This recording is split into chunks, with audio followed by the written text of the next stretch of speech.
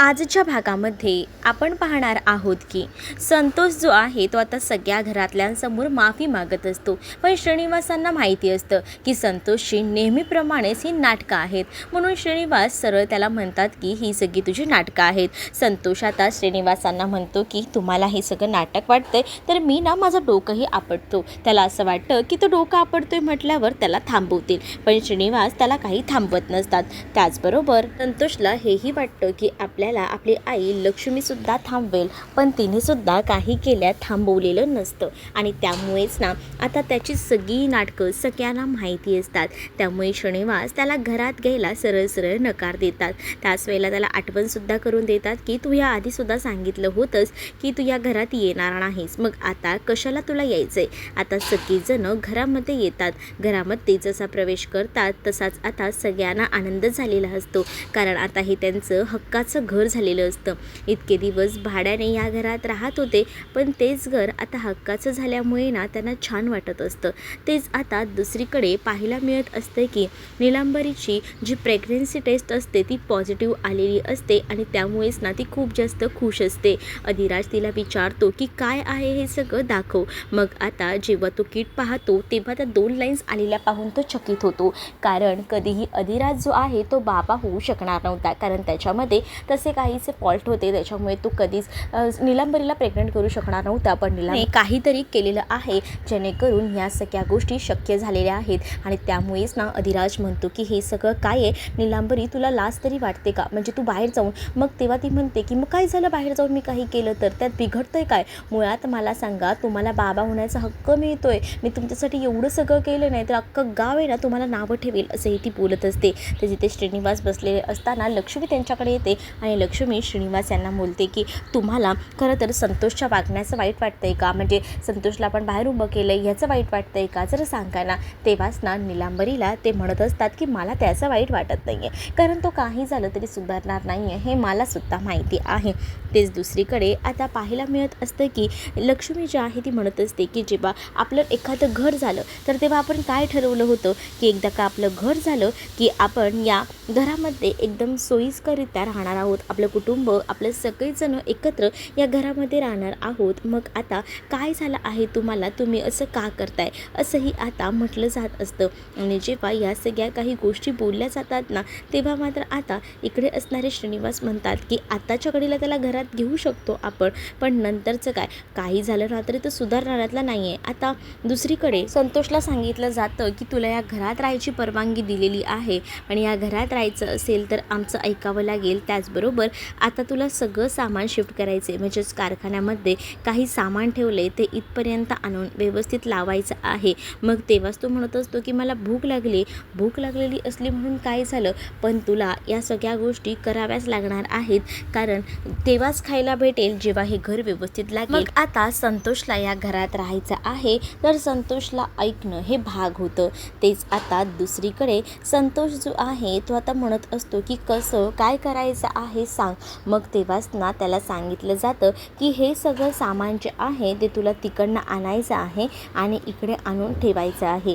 या सगळ्या काही गोष्टी ज्या आहेत त्या सांगितल्या जातात आणि मग त्याला आता ते ऐकावंच लागतं. मग तो हरीश आणि तो तिकडनं निघून जातो. तर दुसरीकडे जो सिद्धू आहे तो आता भावनाला आराम करायला सांगतो आणि बाकी काय आहे ना ते सगळं काही मी बघतो असं देखील आता तो बोलू लागतो. इकडे अधिराज संतापलेला असतो, कारण त्याला आता नीलांबरीचा राग येत असतो. नीलांबरीने जे काही घाणेरडं कृत्य केलेलं होतं ना त्यामुळेच तो चिडलेला असतो आणि तो म्हणत असतो की बाहेर कोणालाही जाऊन सांगायचं नाही. नीलांबरीचा हट्ट असतो की आता बाहेर जाऊन सगळ्यांना सांगायचं की मी प्रेग्नंट आहे आणि ते सुद्धा तुमच्यापासून. पण अधिराज स्वीकारायला तयार नसतो, कारण दुसऱ्या कोणाचं मूल मी का स्वीकारू असं तो सरळ बोलतो. आणि हे सगळं करताना तुला लाजही वाटली नाही का.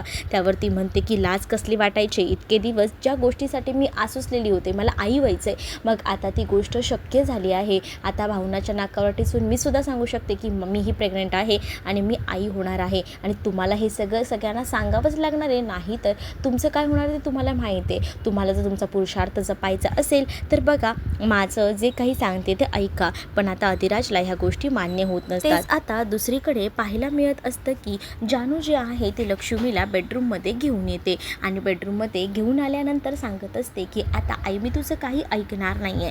पहिल्यांदा ना हातावर मेहंदी काढूया ये. मग आता हातावर मेहंदी काढायचं ठरतं. म्हणूनच मग आता ती म्हणत असते की आई दाखव बरं तुझा हात. आणि मग आता मेहंदी काढायला दोघीही जणी बसलेल्या असतात. पण त्याच वेळेला काय झालं आहे जानू, तू जरा टेन्शनमध्ये दिसतेस, काही झालं आहे का? तसं असेल तर सांग, असंही आता म्हटलेलं असतं. पण तरीसुद्धा ना इकडे जानू म्हणत असते की काही नाही, कारण जानूला ना आता या सगळ्यात आईबाबांना त्रास व्हायला द्यायचा नसतो. तेच दुसरीकडे आता पाहायला मिळत असतं की संतोष आणि हरीश हे दोघंही जण बाहेर असतात. आणि तेव्हाच ना संतोष हरीशला म्हणत असतो की खऱ्या अर्थानं आता मला बरं वाटते. काय आहे ना, घरात बसून मस्त आरामात खायचं आणि मस्त गरम गरम जेवणाचा आनंद घ्यायचा. मग तेव्हाच का रे असं का बोलतोयस तू, म्हणजे मला समजत नाही आहे. म्हणजे आता तू सुधारला आहेस ना, तुला तुझी चूक समजली ना?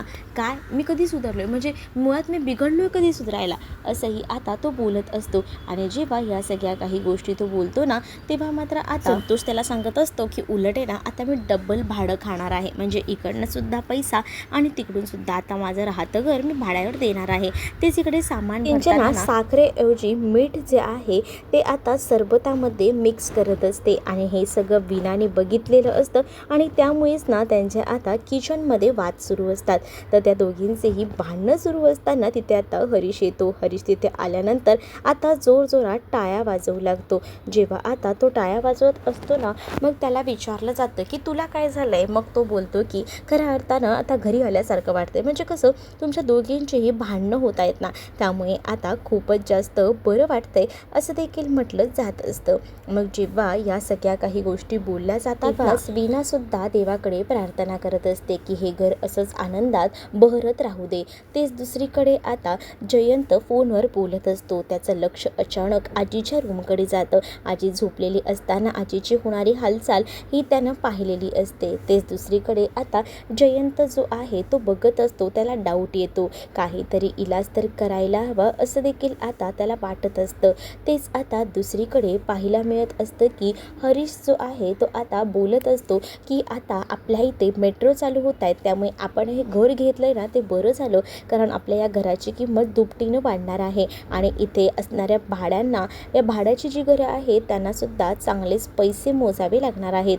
मग काय हे सगळं काही तुझ्याबद्दल मी बोलत नाही आहे असं देखील तो टोमणा मारत इकडे असणाऱ्या या संतोषला बोलत असतो. मग मुद्दामून बँकेही त्याला विचारतो काय मग या भाड्याच्या पैशाचं तू करणार काय आहे? त्यावर तो बोलतो की आधी ते पैसे भेटू दे तरी मग बघता येईल त्याचं काय करायचं ते. तेच आता मुद्दामून ह्या सगळ्यांचं संतोषच्या आता ह्या सगळ्यावर डोळा असतो, कारण नेमका संतोषला ना आता या सगळ्यामध्ये सुद्धा पैसा दिसत असतो. म्हणजे तो या घरात राहायला आलेला असतो, पण त्याचं काय प्रॉफिट असतो की मी त्या घराचा पैसा तरी निदान खाईल ना घरात इथे बसून, आणि इकडे काही 1 रुपया द्यायचा नाही आहे.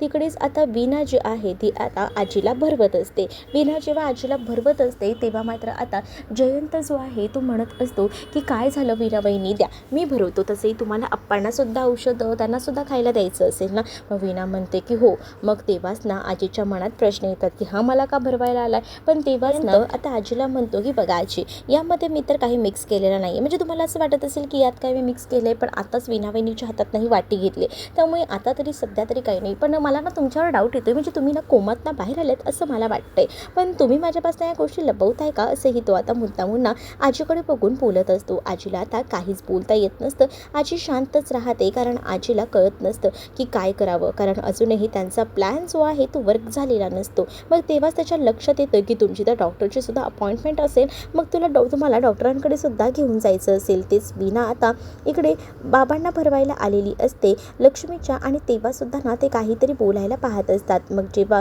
ते काही बोलायला पाहत असतात ना ते वीणाला काही कळत नसतं. म्हणून मग वीणा लक्ष्मीला हाक मारते.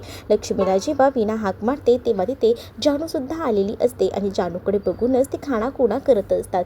जानू म्हणते की जर आता आजोबांनी सगळं काही बोलायला घेतलं तर आता सगळ्या काही गोष्टींचा खुलासा होईल, आणि आता मी ह्या सगळ्या प्रश्नांची उत्तरं आईला देऊ शकत नाही आहे असंही आता जानू म्हणत असते. आणि जानू म्हणते की मला ना भावनाताई बहुतेक बोलवते, मी येते. मग तेव्हाच ना इकडे लक्ष्मी बोलत असते की बघा अण्णा, तुम्हाला ना घाबरली ती. मग इकडे सिद्धू भावनाच्या हातावर मेहंदी काढून देत असतो. सिद्धू जेव्हा भावनाच्या हातावर मेहंदी काढून देतो ना तेव्हा मात्र आता भावना सिद्धूला म्हणत असते की ही काय आपल्या लग्नाची मेहंदी नाही आहे तुमचं नाव वगैरे लिहिला.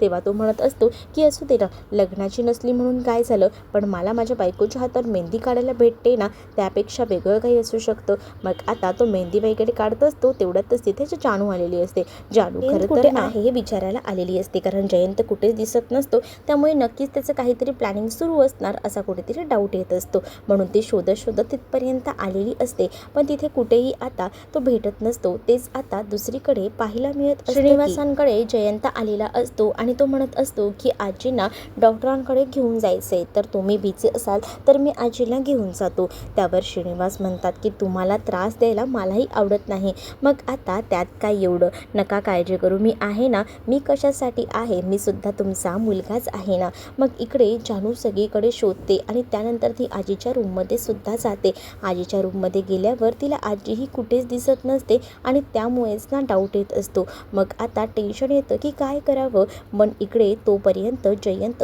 आजीला घेऊन गायब झालेला असतो, तो हॉस्पिटलमध्ये घेऊन गेलेला असतो. इकडे आता जानूला टेन्शन येतं, कारण आजीही घरात नाही आहे, आजीची व्हीलचेअर नाही आहे, म्हणजेच आजी कोणत्या तरी संकटात आहे याची चाहूल तिला लागते. तेच आता ती जयंतच्या फोनवर फोन करते. जयंतचा फोन हा बंद लागत असतो आणि म्हणूनच मग आता अजूनच टेन्शन येतं. मग तेच दुसरीकडे पाहायला मिळत असतं की जानू जी आहे ती बाबांना विचारायला जाते, तेव्हा बाबांकडनं कळतं की ते तर हॉस्पिटलमध्ये गेले आहेत. मग इकडे हॉस्पिटलमध्ये गेलेल्या असतानाच इकडे तिकडे जयंत बघतो कोणी नाही आहे. मग त्याला ना आजीला बोलतं करायचं असतं, कारण आजीला बोलायला यायला लागले ही गोष्ट त्याला कळलेली असते. म्हणूनच मग तो आता ना आजीला ढकलायचा प्रयत्न करणार असतो जिन्यांवरना, जेणेकरून आता तरी आजी बोलायला लागेल. पण अजूनही आजीच्या तोंडात ना शब्द फुटत नसतो. आजी विचार करत असते की काय करू, इथून मला बाहेर तर पडायचं आहे, पण मी काय करू, काही नाही, या गोष्टी ना समजत नसतात.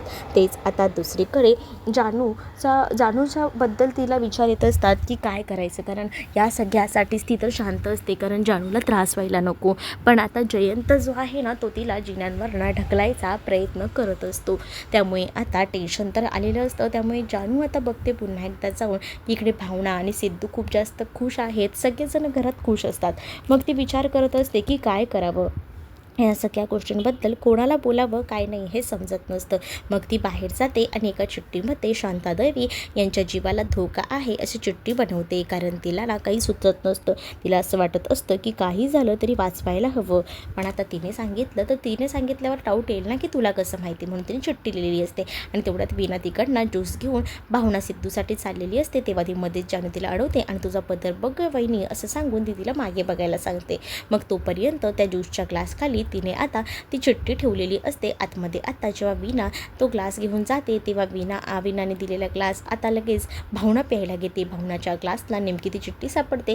त्यामुळे भावना म्हणत असते की थांबा, ही बघा कसली तरी चिठ्ठी आहे. आणि मग जेव्हा ती चिठ्ठी उघडून बघते त्यामध्ये लिहिलेलं असतं शांतादेवी यांच्या जीवाला धोका आहे. आणि हे जेव्हा तिला कळतं तेव्हा मात्र आता इकडे दोघंही जण काय ॲक्शन घेतील हे येणाऱ्या भागामध्ये आपल्याला पाहायला मिळेल. तुम्ही जर आपल्या चॅनलवर नवीन असाल तर चॅनलला नक्की सबस्क्राईब करा.